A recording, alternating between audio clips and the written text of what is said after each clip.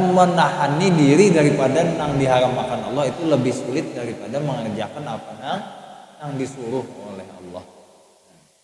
Menahani larangan itu sulit karena kita nih menahani larangan ini kalaunya sedikit ya mungkin oke aja, tapi kalaunya banyak bisa berpikir jadinya. Melihat ada duit di jalan 5.000 ya biasa aja karena ambil.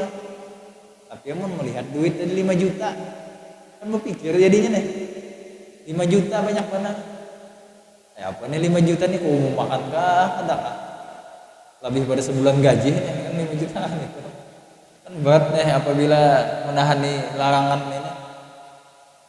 Kadang-kadang kita ini diuji oleh Allah dengan yang macam-macam itu. Begitupun juga dengan orang hendak taubat diuji juga oleh Allah.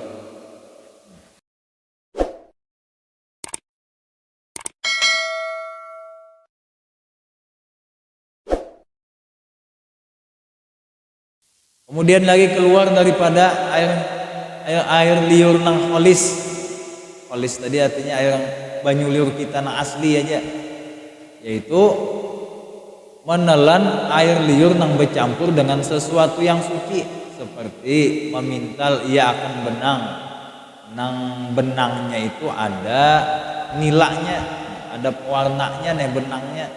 Nah, lalu kita lumuk benang tadi, lalu kita lumuk, nah lalu bercampur lunturannya tadi dengan air liur kita. Nah maka tercampurnya itu tadi itu yang menyebabkan batalnya puasa kita. Ini kan kalau mesti masuk benang ini baju kah? Soalnya dilumu baju, nah diisap baju nih, isap bajunya aja, menaguk bajunya nyata sudah batal puasa. Ini diisap baju tadi kan benangnya. Nah maka batal juga itu puasanya dengan dia karena sebab bercampur itu tadi. Maka jadilah air liur itu seperti hukumnya menelan benda juga. Kemudian lagi keluar juga daripada air liur nang kholis, nah, air liur yang kena najis seperti apa? Seperti gusi nang berdarah. Gusi kita berdarah, jangan ditaguk itu banyu liurnya karena bercampur dengan darah itu tadi. Nah maka wajib kita mengeluarkannya dengan kumur itu tadi, kumur buangi apabila itu berdarah itu tadi gusi. Amunnya terus menerus pangainya kena musibah. Kalau di sini kena bala, jikalau kena bala seseorang dengan senantiasa berdarah gusinya, maka sukar memeliharakan dia daripadanya, maka yaitu dimaafkan. Nah maka itu dimaafkan aja, artinya ayo sudah kada apa-apa itu sudah sudah ujur sudah, maka dimaafkan dan memadai meludahkan dia ganti.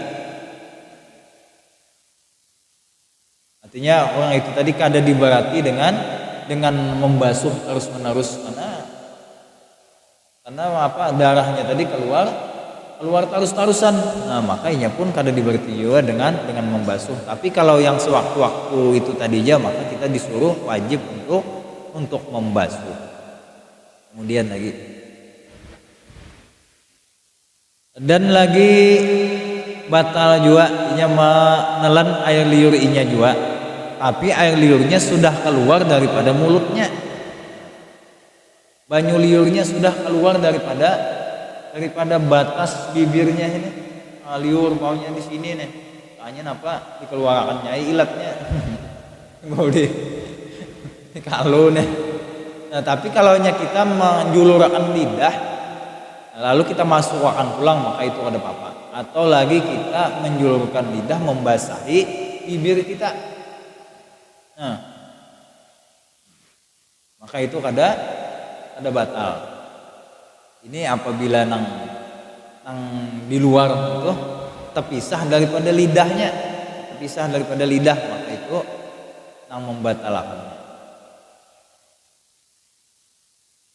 Kemudian lagi jika dikeluarkannya lidahnya yang ada atasnya liurnya, kemudian dimasukkannya pula lidahnya, lalu ditelannya air liurnya itu yang ada di atasnya, maka tiadalah batal. Nah ini bacaannya seperti apa nang ulun kisahkan tadi. Kemudian lagi ini ada satu masalah nih. Nah, jikalau seseorang menelan setengah benang, ini rupanya ada satu pertanyaan dulu nang ulama-ulama sulit untuk menjawab. Kenapa tadi?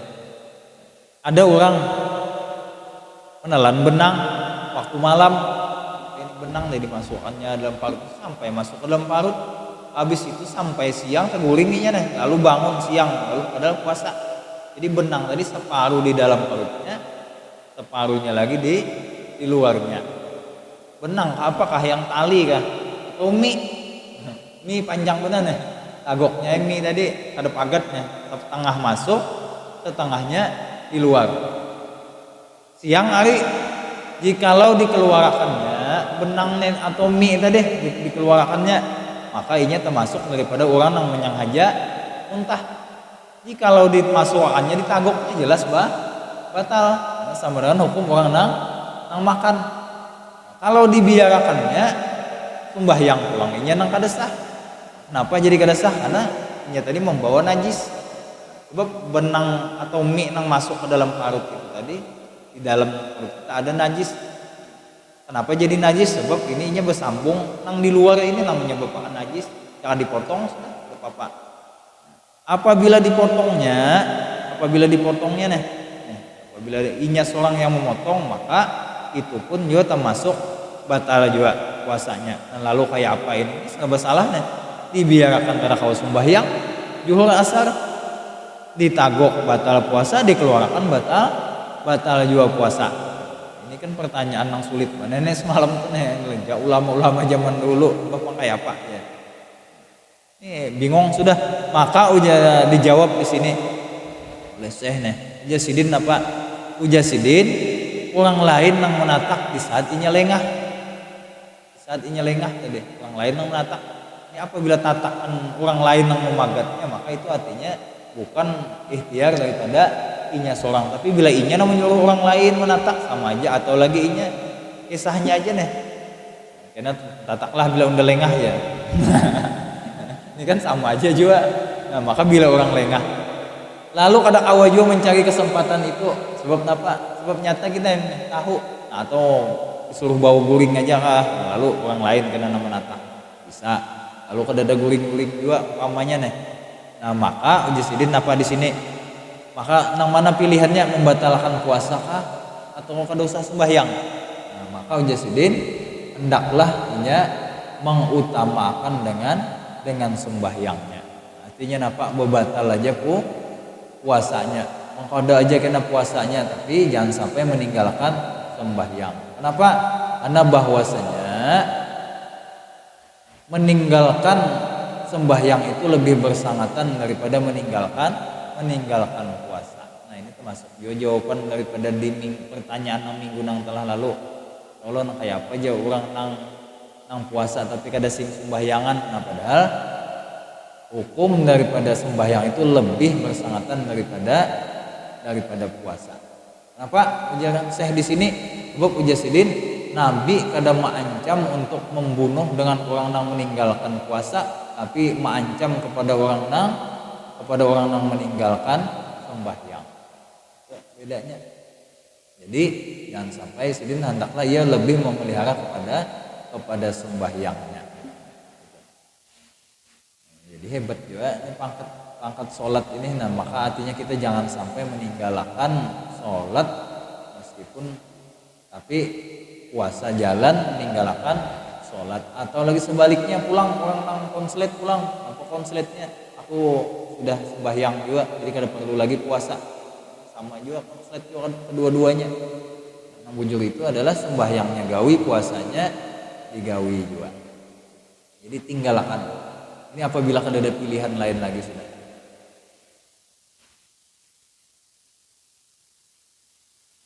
Kemudian lagi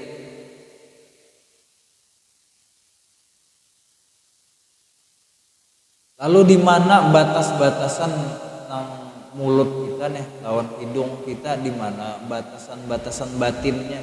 nang mana nang termasuk enggak apabila melewati itu batal puasa, apabila di luar itu maka termasuk benda nang di luar artinya kada batal lagi nih. Maka di mulut itu adalah tempat keluarnya, tempat letak huruf hamzah dan huruf ha. Huruf ha ganal, huruf ha. Nah, itu adalah bagian batin, bagian dalam. Adapun bagian luar adalah kho betitik. Nah, kho. Nah, mana kita merasakan huruf kho itu keluarnya kho. Nah, maka itu bagian luar. Atau huruf ha uang biasa alhamdulillah. Nah, itu adalah bagian luar. Nah, adapun hidung itu adalah di haisum. Haisum itu kita tempat batang hidung kita. Gimana batang hidung? Yang tulangnya hidung nih. Tulang hidung. Maka dihukumkan zahir. Batang hidung kita artinya yang di dalam ini adalah bagian batin. Artinya apabila kita beristinsak masih sampai sini aja, maka itu pada membatalkan dengan puasa. Itu batasan-batasannya. Jadi puasa ini masih sangat banyak lagi kita nih masalah nang membatalkan puasa, belum lagi syarat-syaratnya, belum lagi sunnah-sunnahnya. Mungkin insyaallah kita sambung di Ramadan kalau ada kesempatan, atau mungkin setelah Ramadan insyaallah di bulan Syawal. Adapun sebelum kita tutup kajian kita, mungkin ada yang ditanyakan silahkan, dan juga kita pun saling memaafkan sebelum tiba waktu Ramadan ini, juga saling berelaan apabila ada sesuatu kesalahan.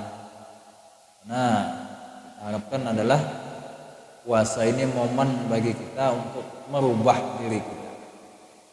Nah, ada orang nang 11 bulan sudah maksiat, kemudian sampai masuk bulan Ramadan, kemudian inya taubat, ternyata Allah menyelamatkan inya dengan sebab inya memuliakan bulan Ramadan. Di bulan Ramadan ini juga kita menahan diri kita daripada hal-hal nang diharamkan oleh Allah. Menahan di dalam sebulan itu. Karena orang yang beruntung itu adalah orang nang mampu menahan untuk ada melanggar dengan perintah Allah. Mengerjakan sesuatu yang disuruh oleh Allah itu bagus dan mudah, tapi ada yang lebih sulit. Nabi kita nang sulit itu adalah meninggalkan apa nang dilarang. Makanya banyak kalau orang menggawi jua dengan nang disuruh Allah, orang itu sembahyang aja ikamnya. Cuman apabilanya orang dibawahi orang nang bermaksiat, iya juga. Kenapa? Karena menahani diri daripada nang diharamkan Allah itu lebih sulit daripada mengerjakan apa nang disuruh oleh Allah. Menahani larangan itu sulit, karena kita menahani larangan ini kalau nya sedikit ya mungkin oke aja, tapi kalau nya banyak bisa berpikir jadinya. Melihat ada duit di jalan 5.000 ya biasa aja karena mengambil, tapi mau melihat duit tadi 5 juta kan berpikir jadinya 5 juta banyak mana. Apa nih 5 juta nih kau mau makan kah? Ada kah? Lebih pada sebulan gaji kan 5 juta gitu. Kan berat apabila menahani larangan ini. Kadang-kadang kita ini diuji oleh Allah dengan macam-macam itu. Begitupun juga dengan orang hendak taubat diuji juga oleh Allah.